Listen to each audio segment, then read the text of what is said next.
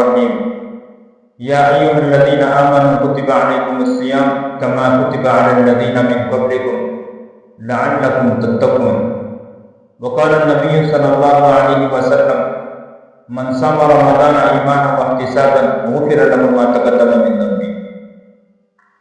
جیسا کہ آپ حضرات کو معلوم ہے کہ رمضان مبارک کا بابرکت مہینہ شروع ہو چکا ہے۔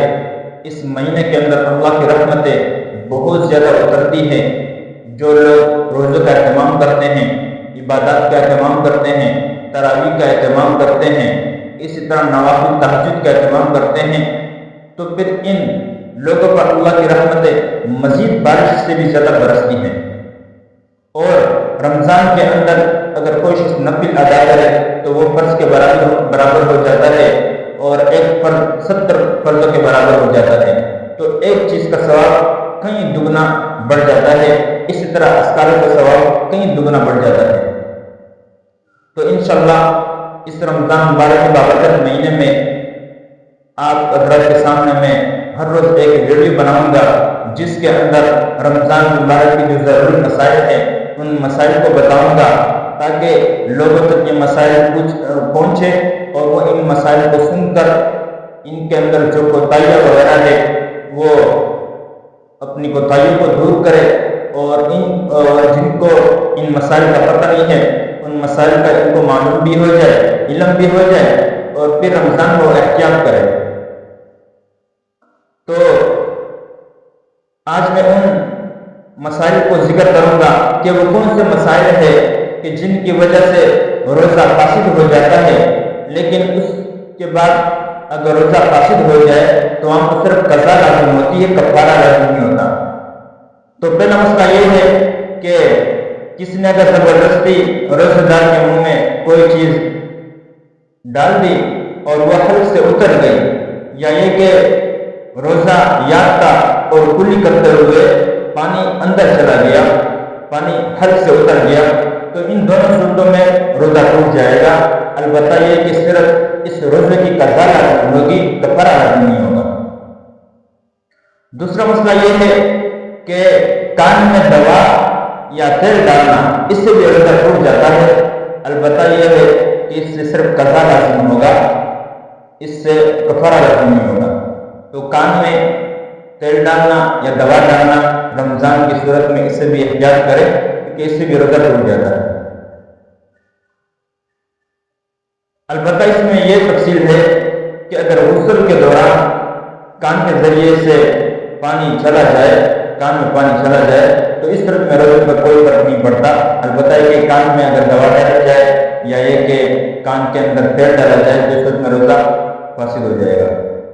تیسرا مسئلہ یہ ہے کہ رمضان کے اندر اگر آدمی کہہ کر لے تو کیا اس صورت میں بھی روزہ فاسد ہو جاتا ہے؟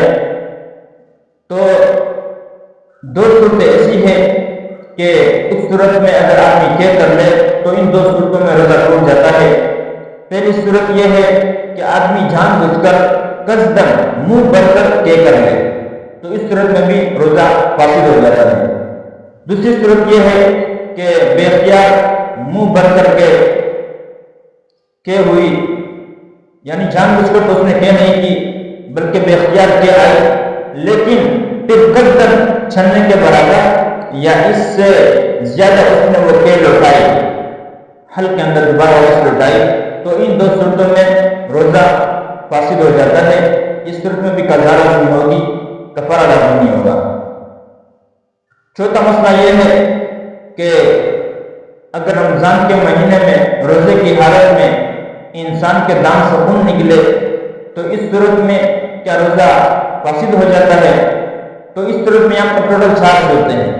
پہلی صورت یہ ہے کہ خون ٹوٹ پر غالب ہو، دوسری صورت کہ خون ٹوٹ کے برابر ہو، تیسری صورت کہ خون کا مزہ حلق میں محسوس ہو، اور چوتھی صورت کہ ان تینوں میں سے کوئی صورت بھی نہ ہو۔ تو پہلی جو 3 صورتیں ہیں کہ جہاں پر خون ٹوٹ کے برابر ہو، یا یہ کہ خون ٹوٹ پر غالب ہو، اور تیسری صورت کہ خون کا مزہ حلق پر محسوس ہو، ان تینوں صورتوں میں روزہ فاسد ہو جاتا ہے۔ البتہ جو ایسی کوئی صورت نہ ہو، تو خون بالکل معمولی ہو، تو غالب ہو، تو اس صورت میں روزہ فاسد نہیں ہوگا۔ पांचवा मसला यह है कि दांतों में सेहरी के वक्त अगर आदमी कोई चीज खा ले और दांतों में रोटी का टुकड़ा, गोश्त का टुकड़ा फंस जाए, तो इस सूरत में अगर कोई शख्स सेहरी के बाद उसको निगल ले, तो अगर वो छलने के बराबर या इससे ज्यादा का वो टुकड़ा या गोश्त का टुकड़ा है या रोटी का टुकड़ा अगर वो छलने के बराबर या इससे ज्यादा था, तो इस सूरत में रोजा फासिद हो गया। इस सूरत में भी कज़ा लाजिम है, कफ़ारा लाजिम नहीं है। अलबत्ता अगर छलने के से भी कम का बिल्कुल एक जर्रा था, इस सूरत में रोजा फासिद नहीं होगा। अलबत्ता अगर छलने के बराबर था या इससे ज्यादा था, लेकिन उसने पहले मुंह से वो टुकड़ा निकाला, बाद में उसको निकल लिया, तो इस सूरत में हर हाल में रोजा फासिद हो जाएगा। छठा मसला यह है कि बाज़ मरतबा अगर गर्मी ज्यादा हो तो इंसान के नाक से खून आना शुरू हो जाता है, नक्सीर फूट जाता है। तो नक्सीर फूटने से अगर खून नाक के जरिए हलक से उतर जाए तो इस सूरत में भी रोजा फासिद हो जाएगा। अलबत्ता ये कि कज़ा लाजिम है, कफ़ारा लाजिम नहीं होगा। सातवां मसला यह है कि बाज़ मरतबा इंसान के दांत में भी दर्द होता है, या एक दांत खराब होता है, तो रमजान के महीने में अगर इंसान को उसके दांत में या दाढ़ में दर्द वगैरह शुरू हो जाए और फिर वो डॉक्टर के पास जाए और डॉक्टर उसको कहते कि भाई आपको दांत और दाढ़ निकलवाना पड़ेगा, तो बहुत तो जरूर शदीदा रमजान की हालत में, रोजे की हालत में दांत और दाढ़ को निकलवाना जायज है। और बिला जरूरत कि आदमी को कोई तकलीफ वगैरह नहीं है फिर भी वो निकलवाना चाहे, तो इस सूरत में रोजे की हालत में मकरूह है। इस सूरत में अगर दवा या खून हलक से उतर जाए और खून तुम पर गालिब हो या बराबर हो, या एक खून का मजा हलक में महसूस हो, तो इस सूरत में रोजा फासिद हो जाएगा। इस सूरत में भी कज़ा लाजिम है, कफ़ारा लाजिम नहीं होगा। आठवां मसला यह है कि अगर आदमी भूल कर वो कोई चीज खा ले, या कि वो कोई चीज पी ले, या कि वो जिमा कर ले, या कि उसको इख्तिलाम हो गया, या कि उसको नजर शहवत से इंजाल हो गया, या कि उसको थोड़ी सी के आई, तो इन तमाम सूरतों में रोजा नहीं टूटता। अलबत्ता यह कि अगर इन सूरतों में किसने ये गुमान किया कि अब तो मैंने कोई चीज खा ली है या मैंने कोई चीज पी ली है और इसके बाद वो दोबारा वो चीज खा ले, तो इस सूरत में वो रोजा फासिद हो जाएगा। इस सूरत में कज़ा लाजिम होगी, कफ़ारा लाजिम नहीं होगा। नौवां मसला यह है कि अगर सेहरी खाने वाला ये समझे कि अभी तो टाइम बाकी है और वो सेहरी खा ले, फिर बात मालूम हो कि सुबह शादी तो हो चुकी थी। इसी तरह कोई शख्स अफ्तारी के लिए बैठा हुआ था, बादल वगैरह थे, उसको ये महसूस हुआ कि टाइम पूरा हो चुका है, आफ्ताब गुरूब हो चुका है और उसने अफ्तारी कर ली, हालांकि अभी सूरज गुरूब नहीं हुआ था और सूरज अभी दिन बाकी था। बादल की वजह से ऐसे महसूस हो रहा था कि अब दिन खत्म हो चुका है, तो इन दोनों सूरतों में भी रोजा फासिद हो जाएगा। अलबत्ता यह कि इस सूरत में भी कज़ा लाजिम होगी, कफ़ारा लाजिम नहीं होगा। तो ये 8-9 मसाइल थे। इसी तरह इंशाअल्लाह वक्तन आप हज़रात के सामने जो ज़रूर मसाइल है रमजान के, जिसके अंदर अगर आदमी एहतियात ना करे तो इस एहतियात ना करने की वजह से आदमी की पूरी सुबह से लेकर शाम तक उसने जो रोजा रखा होता है वो पूरी मेहनत ज़ाया हो जाती है।